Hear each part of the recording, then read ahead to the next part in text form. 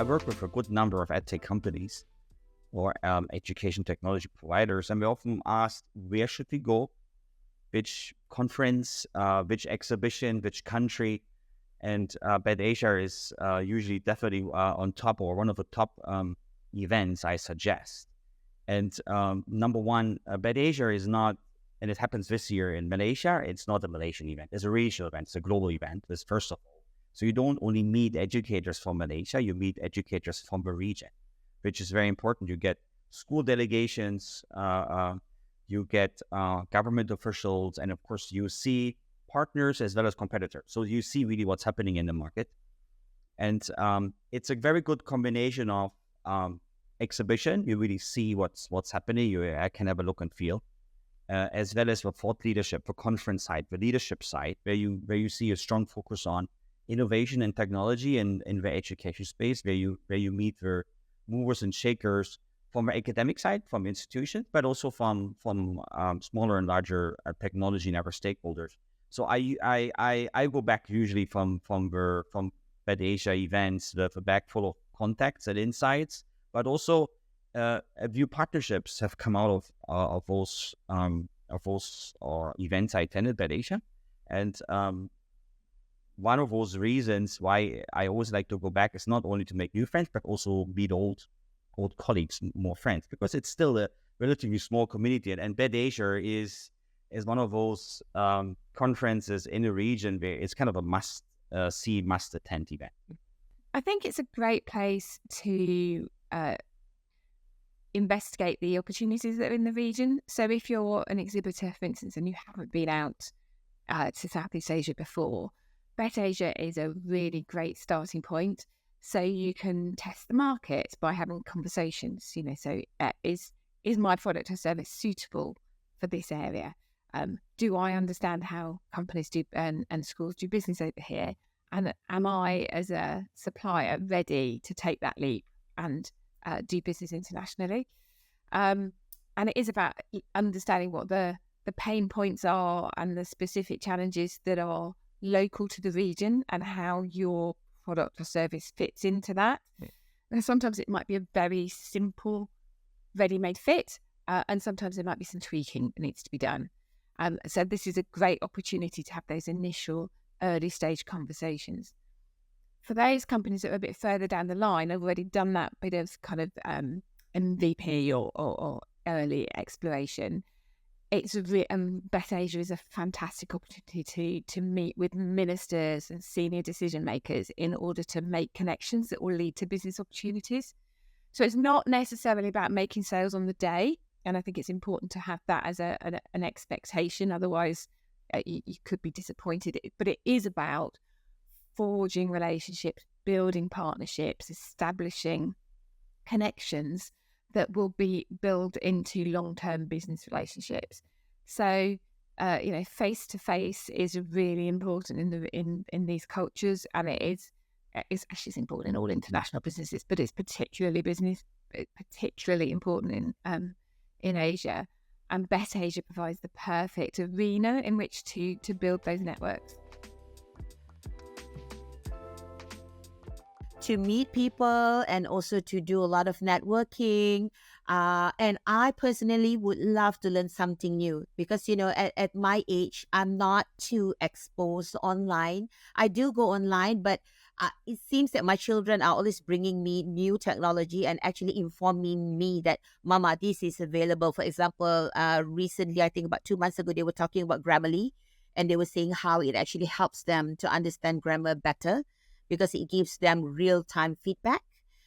So for me, it's personally to learn something new, also to meet up with as much people as I can, and possibly to exchange ideas and views with the exhibitors that are attending Bett Asia. I think it's picking up conversations. So meeting up with people that I met last time I came out to Bett Asia, and finding out how they're getting on, working with companies that we're bringing out with BESA and with DBT who haven't been to the region before, so helping guide them through it.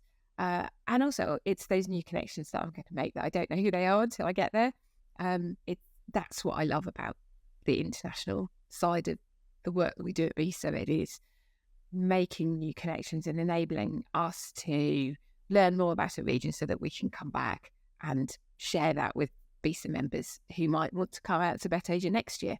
I've seen the awards, and awards is always exciting because you can see educators, providers, organizations who may not be able to come to Bett Asia, but in this case, because they are award winners, and they may not be fully commercialized, or they may only operate in one country. But it's really interesting to see what the innovative part in education can really bring forward. And I've seen very, very interesting and good innovators and innovations. The first time for me attending BETT Asia. So when I found out about BETT Asia, I did research online. So what helped me was you have your past events, and then there's also a very good explanation and who are the speakers, what transpired. So for me, it was easy because when I went online and I saw everything that was there on the BETT Asia website, that is the exact same thing that I presented to the corporate level. So, and apparently they are also aware of BT. I probably attend 4 to 5 or maybe more conferences in a year. Bett Asia is one of them. And I think what is absolutely important is proper preparation. Just going there, attending or exhibiting, depending on where you come from, it may give good results, but you're missing out on a lot of things which requires a little bit of preparation. Right, so usually you can see who speaks, who exhibits, make use of a location. I mean, Bett Asia is in KL, but not everyone will come, obviously, to Bett Asia. So you have make use of the chance to actually visit and meet stakeholders and partners, could be schools, universities, or other partners in KL or other parts of Southeast Asia, depending on where you come from.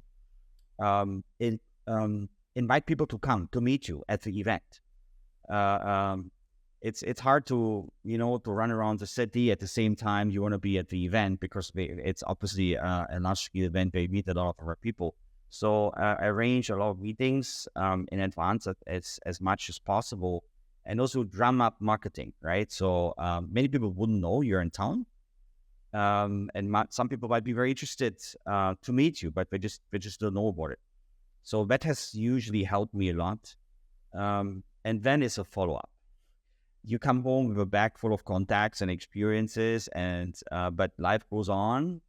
But that's something new you need to deal with. So even myself, sometimes it's hard to really go back to all the contacts you made, but it's really, really, really important, because many of these contacts you meet again in other scenarios, and you never know what comes out in terms of follow-up. And what's really useful actually to come back to KL if it's really somebody, a potential partner or client who actually lives there, and then have maybe a more in-depth discussion where you have a follow-up from the event. So take Bett Asia as a package, and a bit of prep work, then full steam in the event, of course, including even events and receptions, etc. That's always useful. And then don't forget the follow-up, which kind of sometimes gets lost in the hustle and bustle. But it would be very, very useful to really get the most. Well, what we would always say is do your homework in advance.